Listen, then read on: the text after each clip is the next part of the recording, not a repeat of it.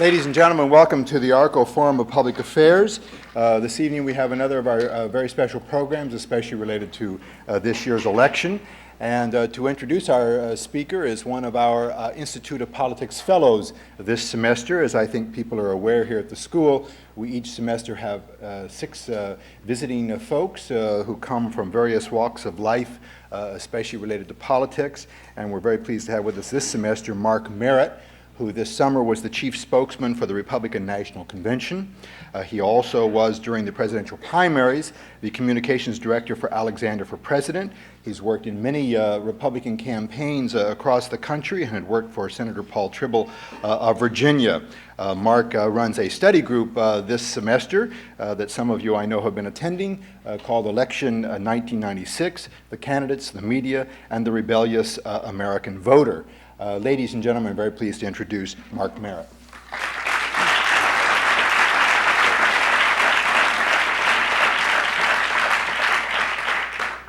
Well, it's good to be here tonight. I'm proud to have known Ralph in the BCC days, before the Christian Coalition. Ralph is one of these people who got me involved in politics for the right reasons and early on, back in 1984 when I was at Georgetown University. And Ralph had the idea of starting up a student organization which actually did something. And I said, wow, that's really neat. Our college Republicans at that time, the festivities that we engaged in mostly included holding keg parties and watching Red Dawn. So I decided maybe it was time for a change. And so thanks to Ralph, I got involved in a group called Students for America, a values-based organization, and it was very good for somebody like me who had no political experience, a young person, somebody who wanted to be involved in really, until I had met Ralph, had any way to become involved in any institution that was meaningful to become involved in. And so I'm very thankful for that. Ralph Reed, as you know, is one of America's foremost political leaders. He is executive director of the Christian Coalition.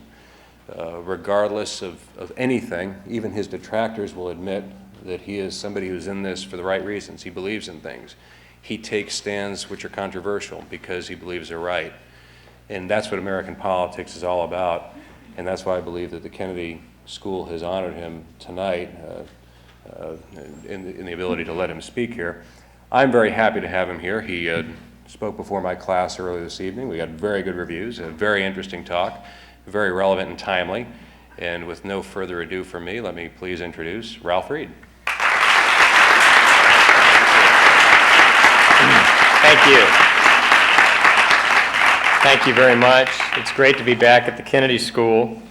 The last time I was here, it was shortly after the 1992 election. I was on a panel, sort of a Wither the GOP panel with Bay Buchanan and Frank Luntz and Haley Barbour, and we were picking through the wreckage of the worst landslide defeat by a Republican presidential candidate in 80 years, trying to figure out what was going to happen to the Republican Party's future. So I want to thank you all for having me back this time before the election, so that I don't have to deal with that. But what I want to talk about, what I want to talk about tonight is obviously the elections that are now just 6 days away. Final election of this decade, final election of this century, final election of this millennium. An election that I believe, like every other presidential election that has been the final election of a century, sets the tone and determines the direction of our politics for the ensuing century. That was certainly true in 1796 when, even though Washington could have easily have served a third term, he could have been elected unanimously, the only man who's ever been elected unanimously in the Electoral College. And yet even though he was urged to run for that third term, he said, we fought a bloody war so that we could relieve ourselves of tyrannical government. And I believe that I need to set an example by laying down the scepter and once again taking up the plow. And of course, as all of you know, then gave the famous farewell address in which he made 2 basic points that I think informed the American idea throughout the ensuing century. First of all, the idea of America avoiding foreign entanglements and trying as best as possible to be a nation that would be a hemispheric and a local power and would not become entangled in the bloody wars that were rocking Europe. And secondly, the idea, in his words, that religion and morality were the twin pillars that sustained Republican government, and apart from those two pillars, democratic and free government was inconceivable. And of course, in 1896, the next election that was the final election of a century, you had the pitched battle between William Jennings Bryan, the great golden-tongued prairie warrior, the boy orator. At that time, he was only 36 years old, the youngest man, by the way, to ever be nominated by either political party for President of the United States. He was a deeply committed Christian and a fundamentalist, by the way. He had a populist and agrarian, inward-turning philosophy. He said he wanted to turn America's cities into prairies. He believed that we ought to demonetize our currency. He was a pacifist.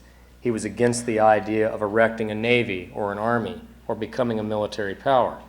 And of course, he ran against McKinley, whose running mate was Theodore Roosevelt, and we all know what happened. Within 5 years of that election, McKinley was tragically dead by an assassin's bullet, and Theodore Roosevelt was President of the United States at the age of only 43. And within 20 years after that election, Roosevelt, who believed in a gold standard, who believed in an expansive capitalist industrial republic, Roosevelt, who had formerly been the Assistant Secretary of Navy, was a disciple of Alfred Thayer Mahan, believed that geopolitical power flowed from having a strong and extensive navy, built the United States into a naval power second only to Great Britain, and within 20 years, the United States was the military, the banking, the financial, the economic, and the political power of the entire world. That was clearly a very important election.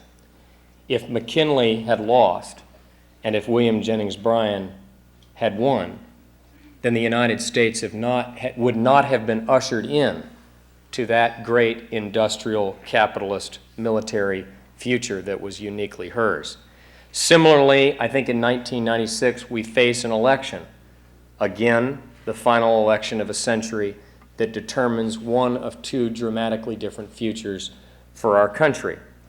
And if during the 20th century the two key issues have been, first, how to provide economic prosperity to those who have been left behind, and secondly, how to provide security against foreign foes in hot wars and in cold wars.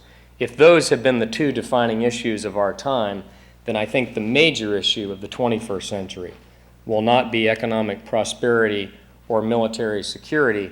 I think it will be a coarsening culture, it will be the disintegration of the family, it will be a decline in morality, it will be a loss of civility, it will be the destruction of our children. We live in a nation with the highest functional illiteracy rate in the entire Western world. 25% of all high school graduates are functionally illiterate. I remember the National Endowment for the Humanities study, for example, that came out a few years ago, that found that 50% of high school juniors could not name the half century in which the Civil War was passed. About 40% of Texas high school seniors cannot name the country to the immediate south.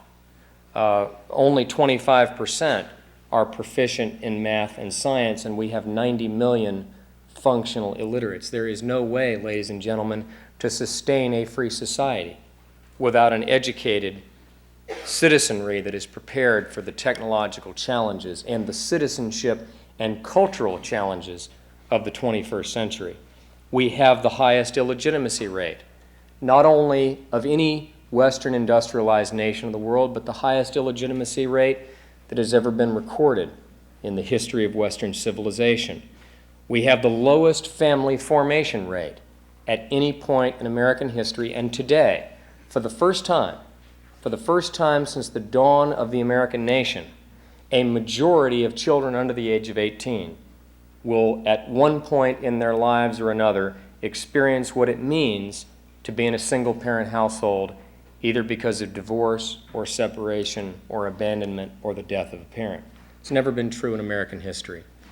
67% of African Americans in the inner city are born without a father present in the home, many never knowing a father.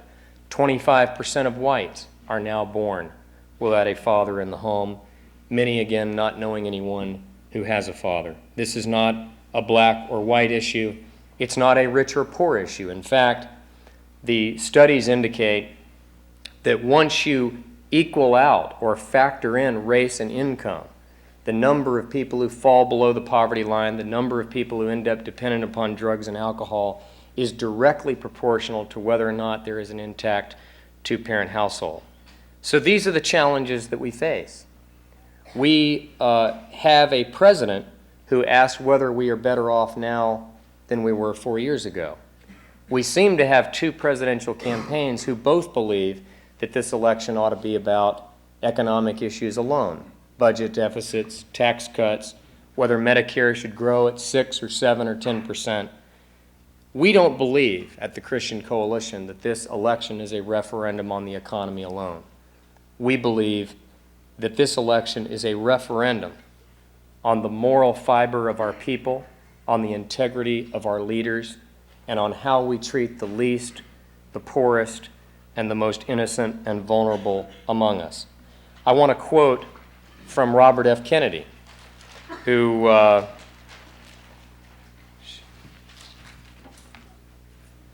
There'll be an opportunity for people to ask questions, as there always is in the forum. We would appreciate this part of our forum being respected so that we can have the conversation from our speaker, and at that point we will have questions and everybody in the office. So if you'll please put down the signs at this point, the free speech will be guaranteed by allowing people to ask questions. We ask your cooperation so that we can have this forum, as we will have others with other speakers and other points of view.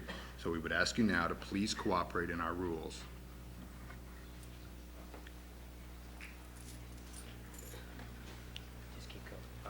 Well, we'll go forward, but we really would hope that people will understand that everybody ought to have an opportunity to speak, everybody ought to have an opportunity to ask questions, and it works a lot easier if everybody will cooperate with that. Thank you very much.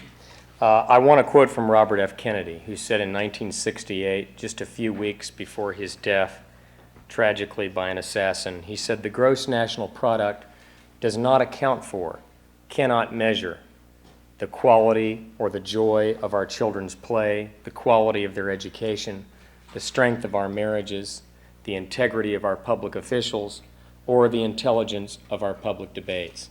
He said, and I continue with the quote, "We seem to have surrendered the things that matter most, excellence and our values, for the mere pursuit of an accumulation of material things." The cutting-edge issues of that time, the time in which he lived, were not simply whether the gross national product went up, whether the stock market went up, and whether or not the jobless rate went down. It was issues like civil rights. It was issues like poverty in the Appalachian and in the inner city. It was the reconstitution of the black family. It was the Vietnam War. It was the environment. These were issues that liberals worked on that transcended the gross national product. And by that measure, looking at those issues, we are not only not better off than we were 4 years ago, we are worse off than we were 4 years ago. A recent study by researchers at Fordham University has found that we now, in an index of social well-being, much like the index of economic indicators that economists track, are now at our worst point in 25 years since they began measuring the data. They looked at teen suicide, child abuse, drug use, teen pregnancy, and in every instance, the numbers were on the increase, and in many cases, they are rising at epidemic proportions. A recent survey by the Worthland polling organization found that 60% of the American people say that the country is on the wrong track, and the number one reason that they give is a decline in morality. So I believe that both parties and too many candidates have let us down in this election because they have not focused on the values and the issues that we believe matter most.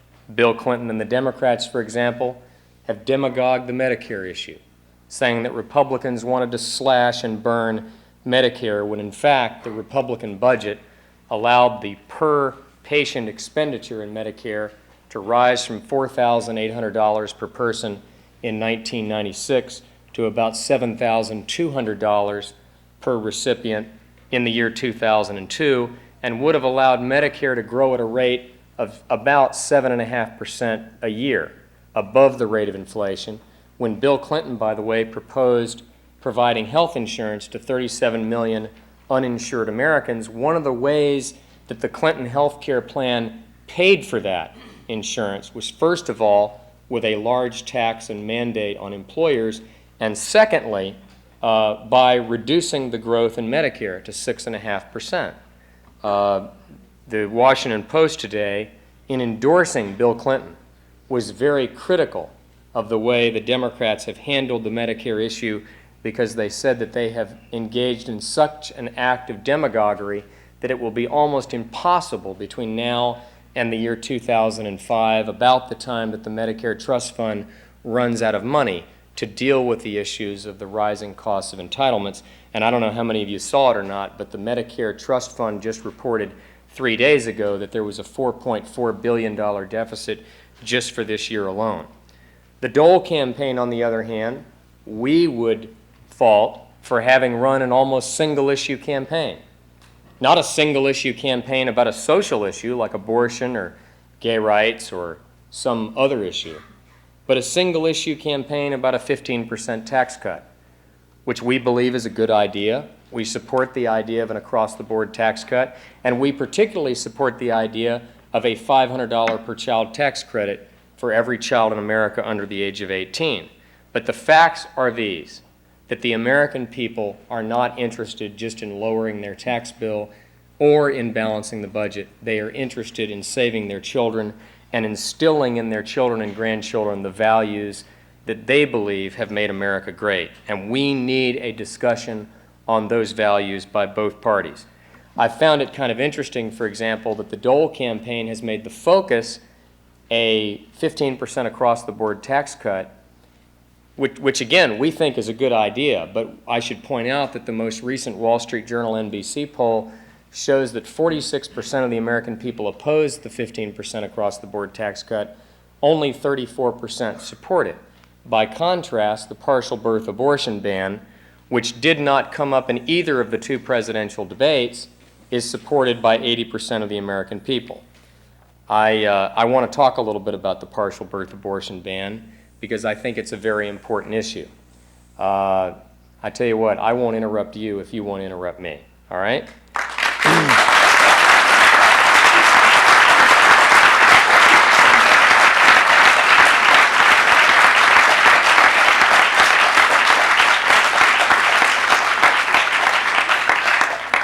The partial birth abortion procedure is a procedure in which the child is medically breached in the womb so that its feet and hands are delivered first rather than the head.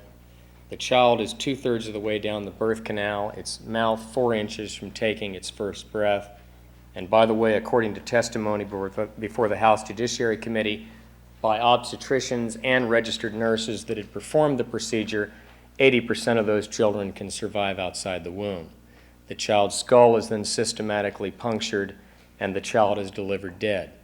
Now, Billy Graham, Pope John Paul II, the U.S. Catholic Bishops' Conference, the American Medical Association, the American College of Obstetricians and Gynecologists, and former Surgeon General C. Everett Koop all called on the President to sign that bill. And yet he vetoed it, and we think that whichever side of the issue one is on, and we obviously oppose that procedure and oppose abortion on demand, America deserves a spirited discussion on that issue. In the area of crime and drugs, we've seen drug use among American teenagers double in the last 44 months, cocaine use up 166%, marijuana use up 144%. There are 1.2 million American teenagers from the ages of 12 and 17 who are using drugs every single month today who were not using it when Bill Clinton took the oath of office. I'm not suggesting that the President is the only one responsible for that drug use, but I think that to slash the drug czar's office by 83%, to slash drug interdiction funds by 50%, to appoint a Surgeon General of the United States who says that we ought to study the legalization of drugs, to go on MTV and when asked if you had the chance to inhale again, would you do so? The response was, sure, if I could. I tried before, and I'd do it again. And on October the 11th, the New York Times did a front-page story on skyrocketing drug use among American teenagers and quoted a 14-year-old girl who was smoking dope every single week. And when they asked her why, she said, and I quote, "The president did it, and he said it was okay. I don't know why I can't do it." In the area of judicial appointments, of course, this president claims that he's in favor of voluntary school prayer, but he has appointed judges that have reduced the sentences of drug dealers. He's appointed judges who have banned a non-denominational, non-sectarian prayer at a high school graduation. And the two Clinton appointees to the U.S. Supreme Court ruled, fortunately in the minority, in the Rosenberger versus UVA case last year, that a Christian student publication could not use student funds to publish that magazine, even though every other magazine and every other newspaper of every other viewpoint was able to use student activity funds. That was one of the most important church-state issues to come before the court in 20 years, and if there had been a majority Clinton court, there is no doubt in my mind that the court would have ruled that people of faith seeking to publish a newspaper with student activity funds wouldn't have been allowed to. Now, I believe that these issues, crime and drugs, family disintegration, abortion, religious freedom, are issues that are some of the sleeping issues of 1996 and beyond.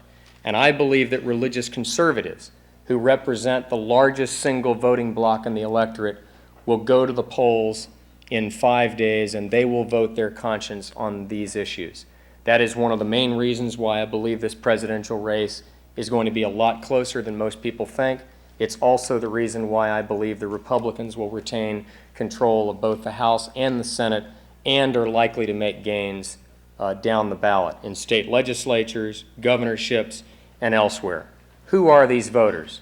They are two primary sets of voters. First, conservative evangelicals in the South who testify to having a personal conversion experience. They often refer to it as having been born again.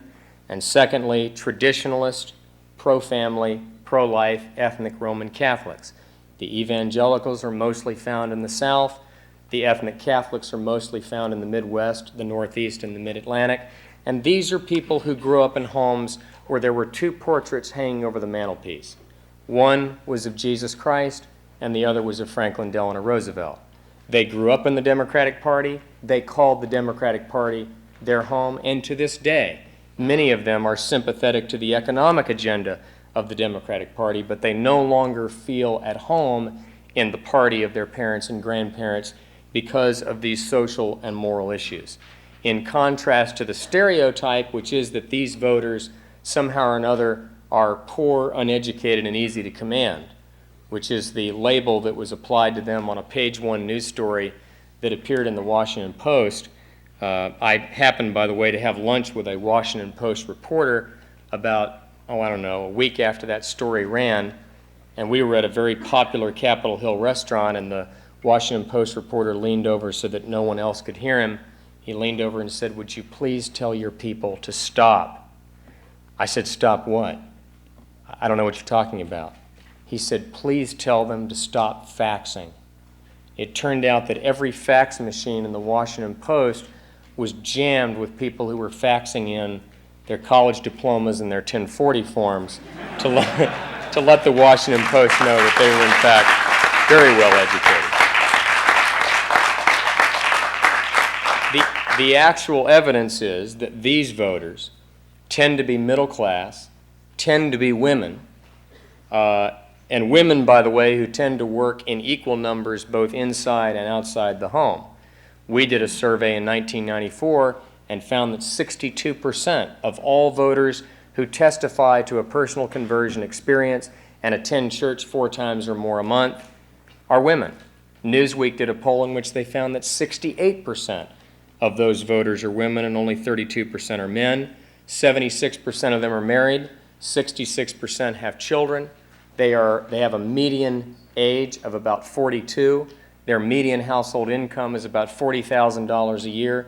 66% have either attended or graduated from college, and 14% have either a graduate degree, an MD, or a law degree, which, by the way, is 3% above the national average. Now, some say that these men and women getting involved in the political process as a result of their faith commitment jeopardizes the cherished and historical separation of church and state and violates the finest traditions of American politics.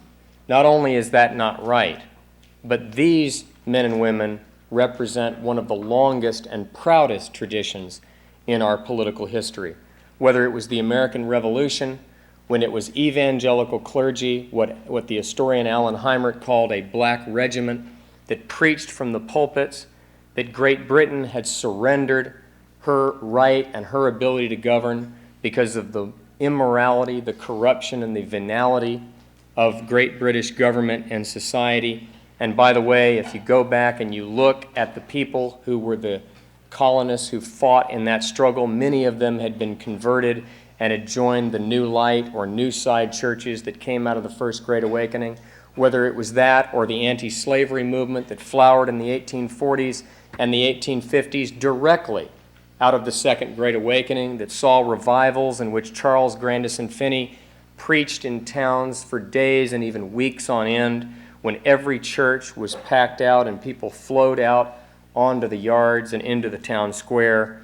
And after Finney had been there, such as in Rochester, New York, and then left, taverns were shuttered, houses of prostitution were closed, churches swelled to overflowing, and many of those people flowed into the anti-slavery movement, the temperance movement, and then into the then nascent Republican Party.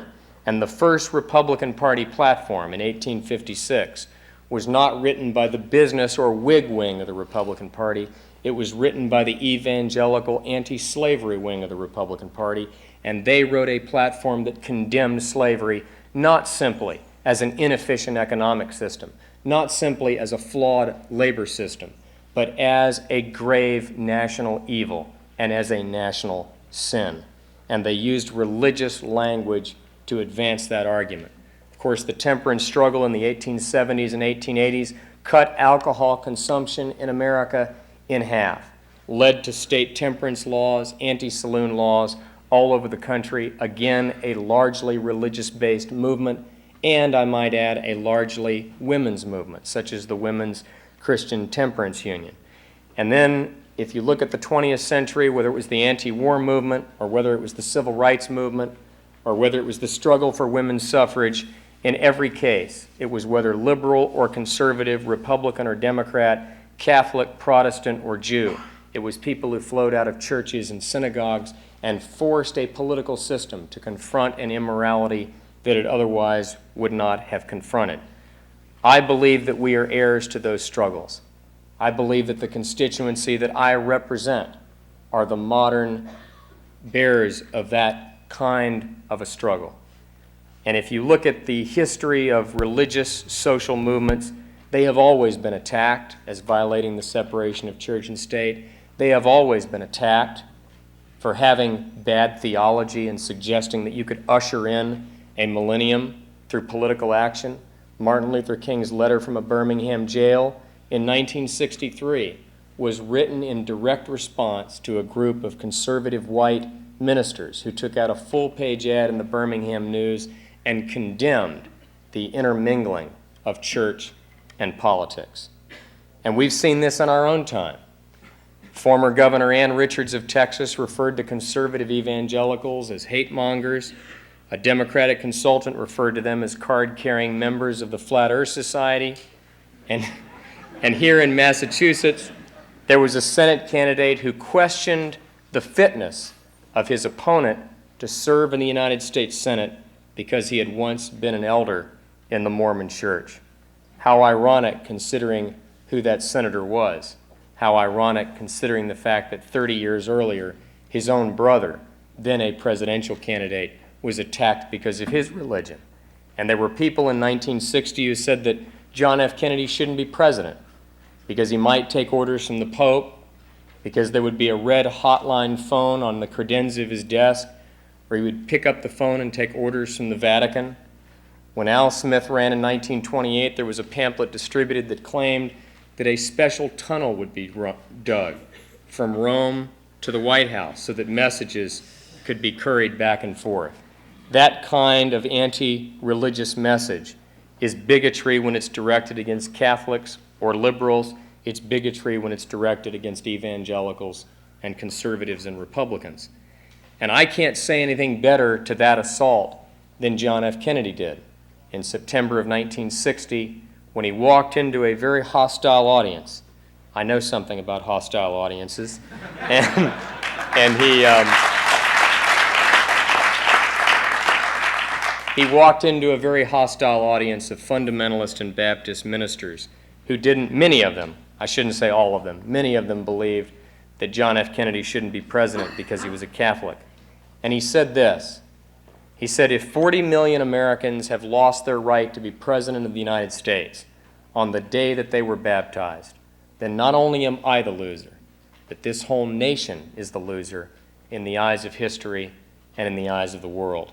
He went on to say there should be only one issue in this campaign, and that is not what kind of church I believe in, for that should matter only to me.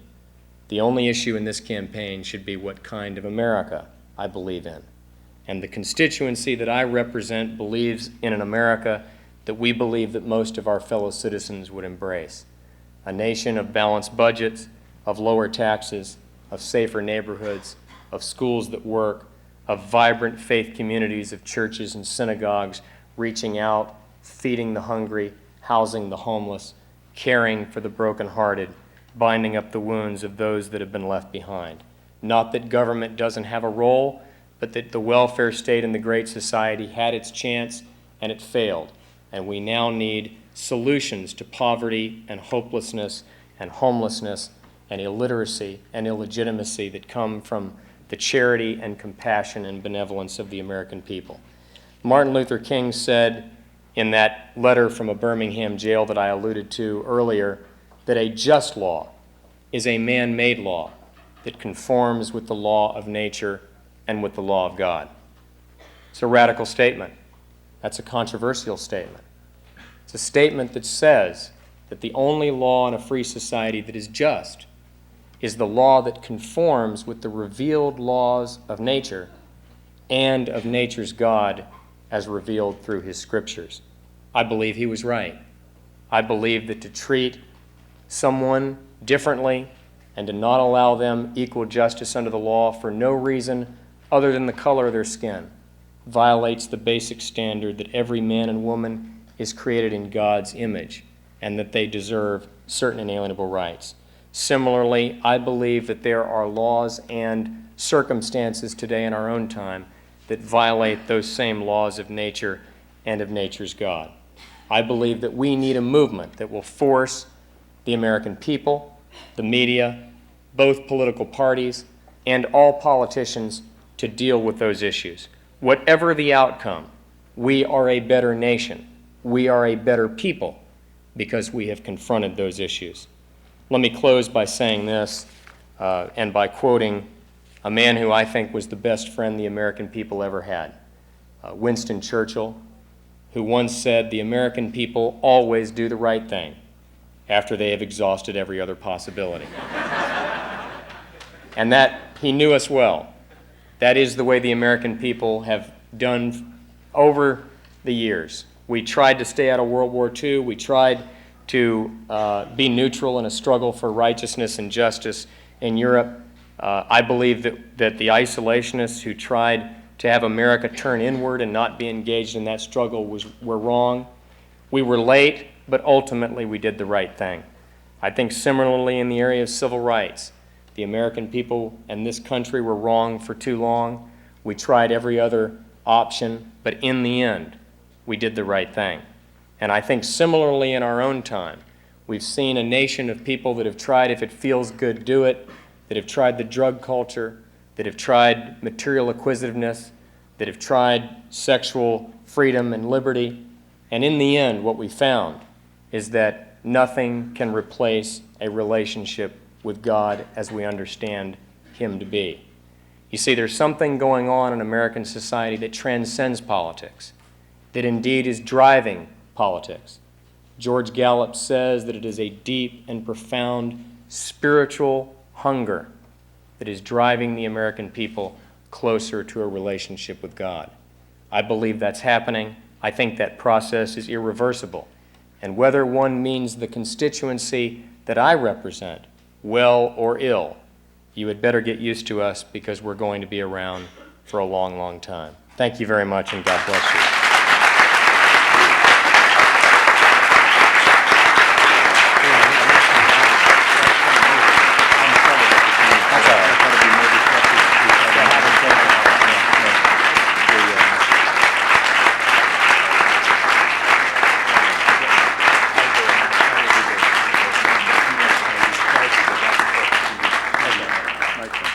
Ladies and gentlemen, we're ready for our question and answer period. We customarily ask each person at the microphones, we have 2 microphones on the floor here, to identify briefly themselves, and we would appreciate their simply giving us their questions and not making long speeches so that we maximize the time. Now, ladies and gentlemen, we understand your demonstration, but we must say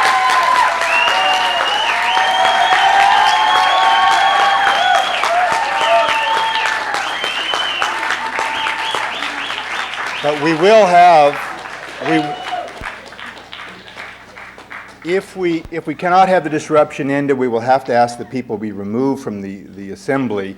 We will have speakers, as we have had in the past and in the future, that address some of the issues that I suspect our demonstrators wish to have addressed.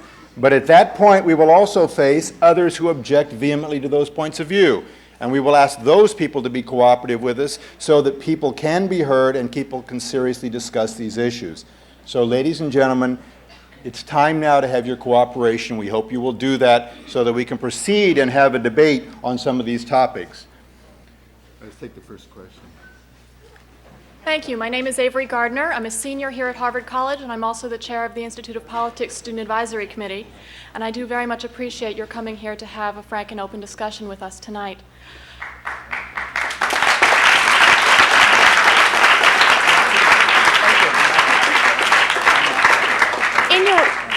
In your remarks, you cited abortion as one of the reasons that Christian Coalition voters will go to the polls on Tuesday, and one of the reasons that this election will be a little closer than what's being predicted right now. I'm wondering what you would suggest that people who are pro-life do in the Massachusetts senatorial election, where we have 2 pro-life candidates, Bill Weld and John Kerry, people who are social liberals, and I'm wondering what you would advise. Would you advise Massachusetts pro-lifers to not go to the polls? Would you have advised them earlier in the election to support another candidate, perhaps a third-party candidate who might be closer to their votes, or would you suggest that they favor either John Kerry or Bill Weld? Well, I suppose the one good thing is it's hard to kiss and ask questions at the same time. So.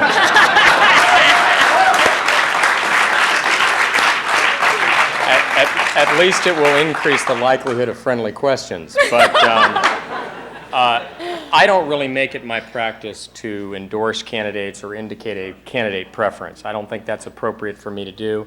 I think that those kinds of decisions, such as the Weld-Kerry situation that pro-lifers and religious conservatives are confronted with here in Massachusetts, and I don't want to particularize it to that. I think there have been other circumstances, for example, such as Pete Wilson running against Kathleen Brown, where Pete Wilson was pro-choice and Kathleen Brown was pro-choice, and conservative religious people didn't really have anywhere to go.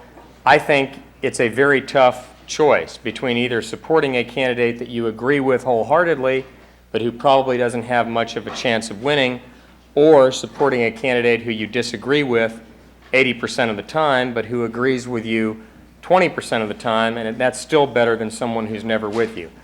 I don't know that I could personally vote for a candidate who not only was pro-choice and pro-abortion, but who favored a procedure such as the partial birth abortion. But there are going to be pro-lifers who obviously will vote for Weld on the theory that even though they don't agree with him on that issue, they agree with him on enough other issues that it's better than Kerry. So I don't know that there's really an easy answer, but I do think that from the standpoint of Governor Weld, I think he'd have a better chance of winning this campaign if, for example, he were at least against taxpayer funding of abortion and partial birth abortion. I think it would make it more likely that pro-lifers wouldn't feel like they had to vote for Susan Gallagher as a protest vote. Yes. My name is Katie Pollack. I'm a freshman at Harvard College. Thank you so much for coming to speak with us today. I am sorry for the disrespect that you've been subjected to by certain members of our audience.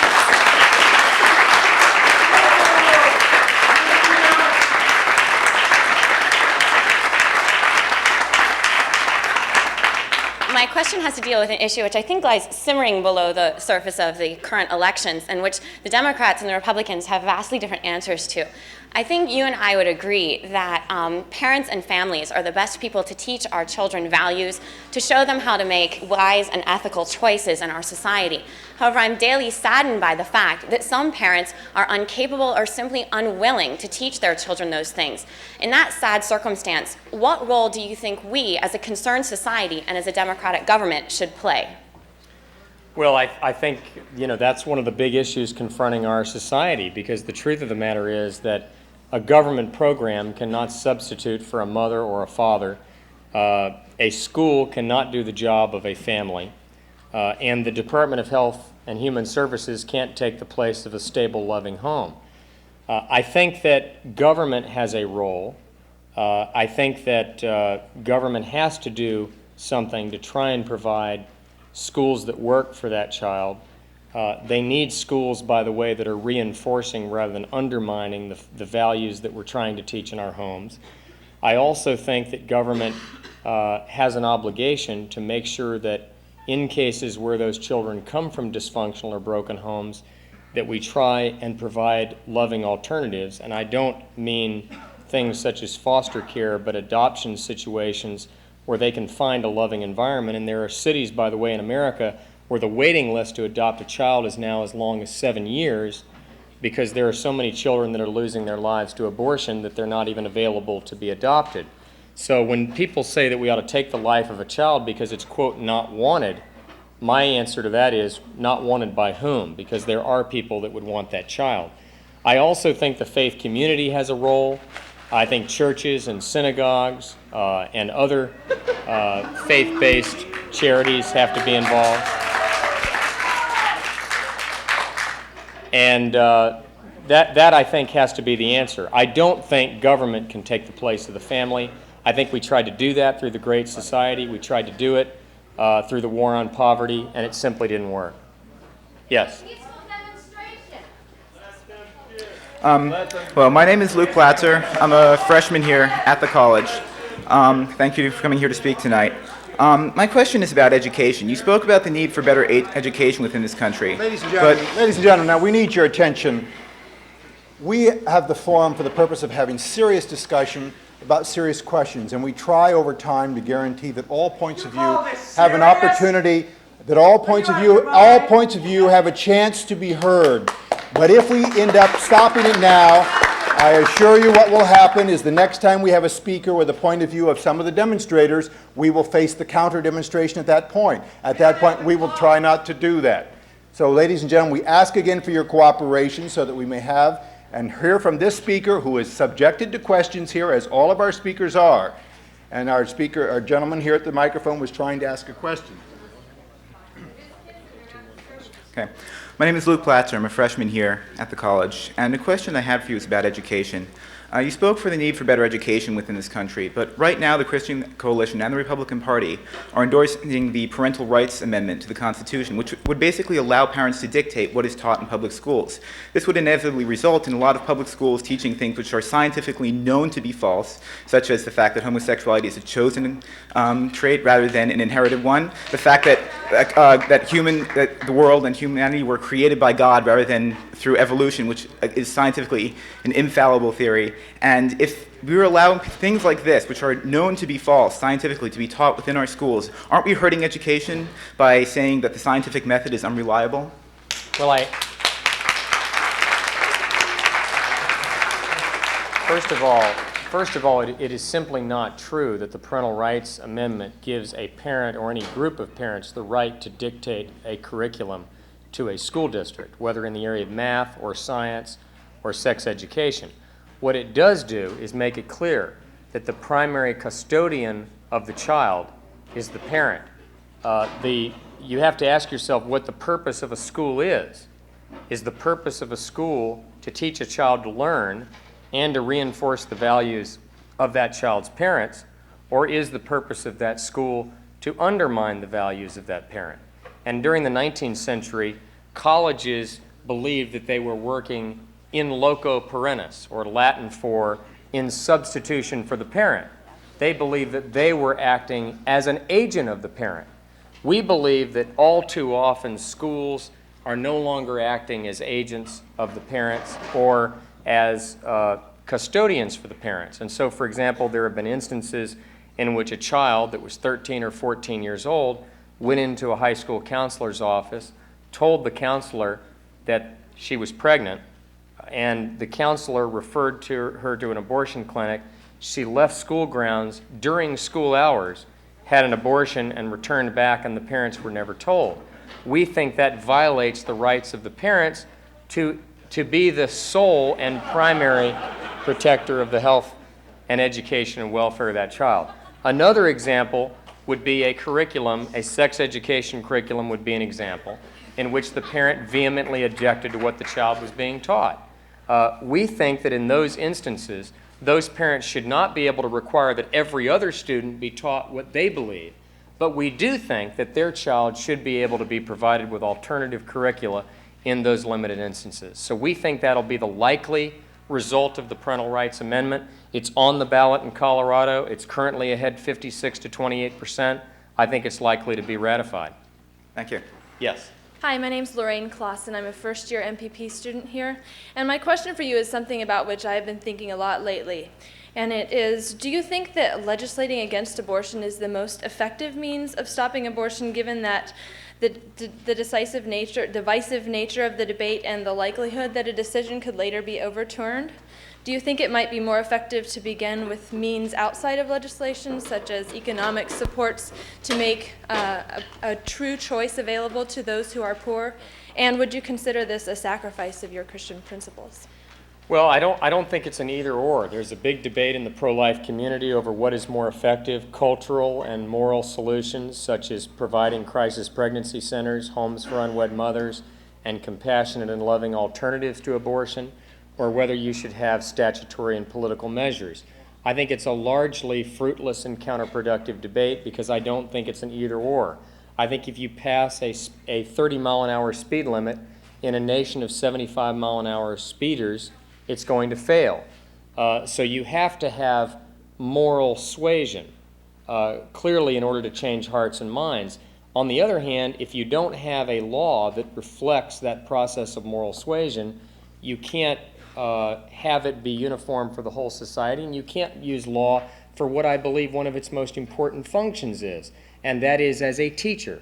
We have laws, for example, against crime and drugs. We know that we live in a free society in which people make moral choices with which we disagree, and we clearly recognize that. I just mentioned earlier there are 2.4 million teenagers, just teenagers in America, that are using drugs. Now, some people say, well, because people are using drugs anyway, and because all we're doing is providing a black market for drugs, therefore we ought to just legalize it. The problem with that is that there are people that would never take up drugs who would do so if the law didn't tell them that it was wrong. There are millions of people that won't engage in a certain behavior just because they don't want to run into the law.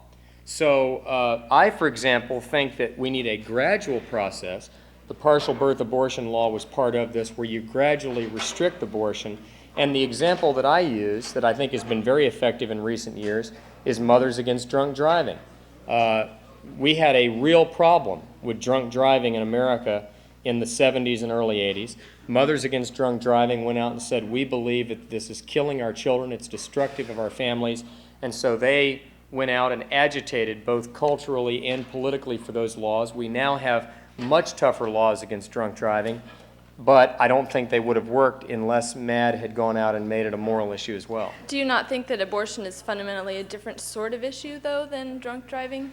It's clearly a different issue, but the fact is, well, for example, there are people who argued, and I've heard them argue to me, that we shouldn't have passed the Civil Rights Act of 1964 because by 1964, 80% of all the hotels and restaurants in America had already desegregated anyway. And so why have the federal government get involved in an issue in which private men and women were already making the right choices? The fact of the matter is that still meant that 20 to 25% of all the restaurants and all the hotels were still segregated, and again, it is the principle of the law as a teacher. I don't have any doubt at all that your generation and my generation, which grew up under the civil rights laws, has a different view of race as a result of having lived under those laws.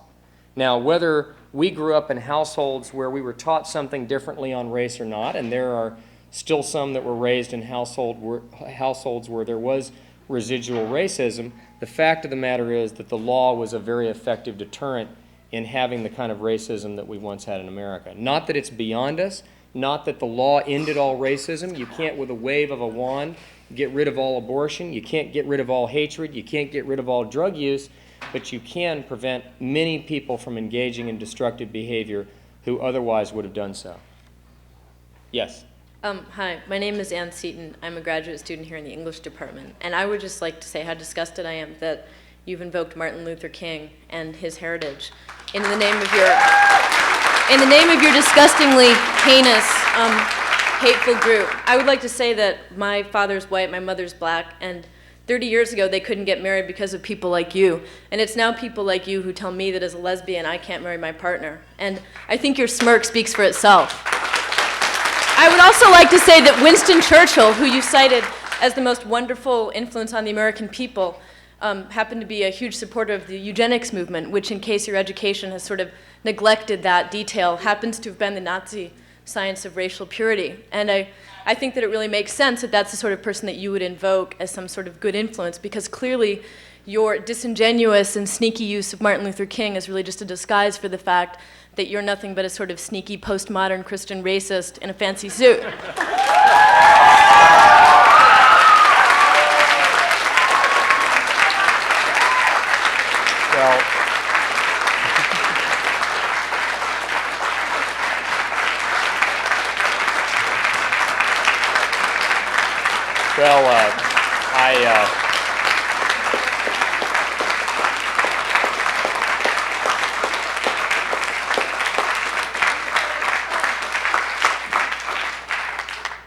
Thank you for sharing that.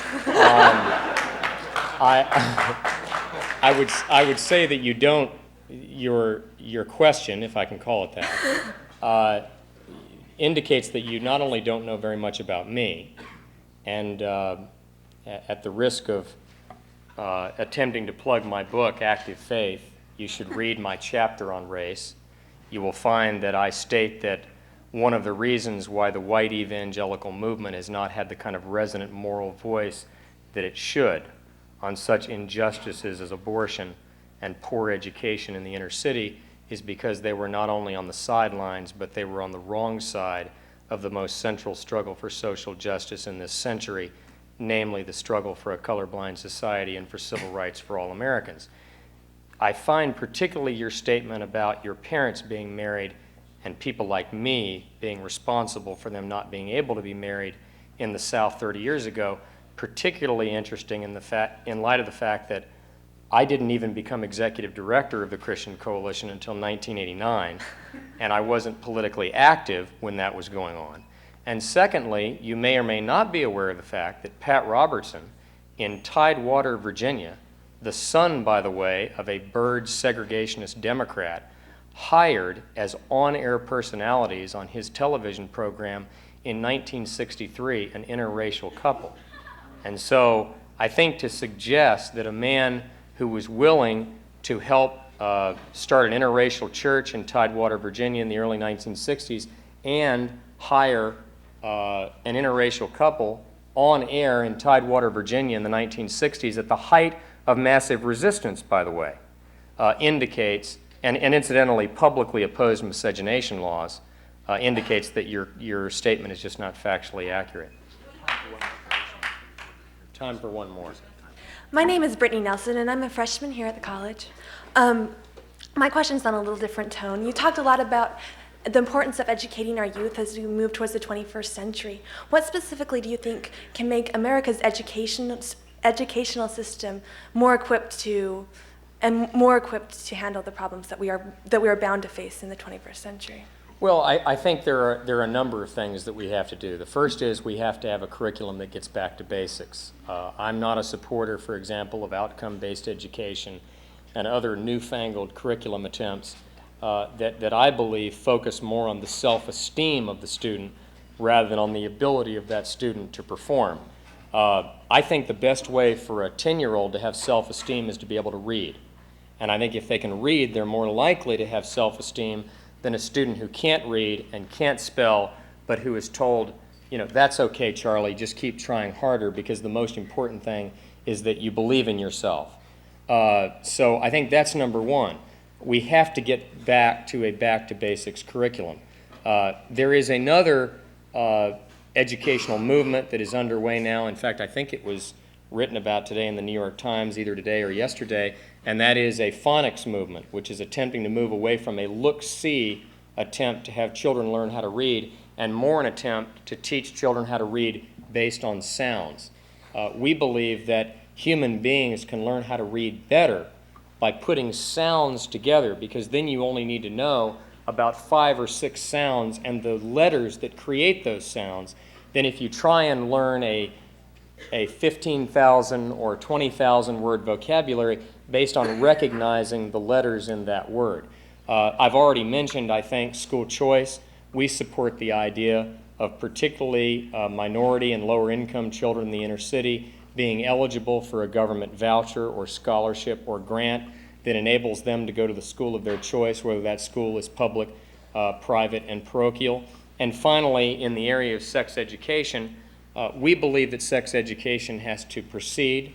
It is not true that evangelicals and conservative people of faith are against sex education. We recognize that there are children that need to have the facts about sex who aren't getting it at home because they come from a broken home or they come from a home where no one is sharing them that information. But we think it needs to be done in a way that is consistent with the values that we're trying to teach our children in our homes and celebrate in our churches and synagogues. We think there's a growing body of evidence that indicates that abstinence-based, abstinence-centered sex education in which children are told that sex before they're ready or sex before they're married can lead to emotional problems, it can lead to sexually transmitted diseases, it can lead to broken hearts, is telling them the truth, and we believe it will discourage a lot of them from engaging in sex before they're ready. Let me make a final comment, if I can, since I know that we're closing, about briefly, if I can, about some of the folks who came here tonight who obviously don't agree with my views on the issues. I believe that if we're going to have a civil discussion in America about the kinds of issues that divide us, we need to have it in a way that is mutually respectful of people of differing views. I said in my book, Active Faith, that I think some of the things that have been said by the religious conservative community in recent years about gays, about women who were pregnant out of wedlock and so forth were wrong, that you shouldn't use demonization to try and advance your political agenda. Brittany Nelson, and I'm a freshman here at the college. My question's on a little different tone. You talked a lot about the importance of educating our youth as we move towards the 21st century. What specifically do you think can make America's educational system more equipped to handle the problems that we are bound to face in the 21st century? Well, I think there are a number of things that we have to do. The first is we have to have a curriculum that gets back to basics. I'm not a supporter, for example, of outcome-based education and other newfangled curriculum attempts that I believe focus more on the self-esteem of the student rather than on the ability of that student to perform. I think the best way for a 10-year-old to have self-esteem is to be able to read. And I think if they can read, they're more likely to have self-esteem than a student who can't read and can't spell, but who is told, that's okay, Charlie, just keep trying harder, because the most important thing is that you believe in yourself. So I think that's number one. We have to get back to a back-to-basics curriculum. There is another educational movement that is underway now. In fact, I think it was written about today in the New York Times, either today or yesterday, and that is a phonics movement, which is attempting to move away from a look-see attempt to have children learn how to read, and more an attempt to teach children how to read based on sounds. We believe that human beings can learn how to read better by putting sounds together, because then you only need to know about 5 or 6 sounds and the letters that create those sounds than if you try and learn a 15,000 or 20,000 word vocabulary based on recognizing the letters in that word. I've already mentioned, I think, school choice. We support the idea of particularly minority and lower income children in the inner city being eligible for a government voucher or scholarship or grant that enables them to go to the school of their choice, whether that school is public, private, and parochial. And finally, in the area of sex education, we believe that sex education has to proceed.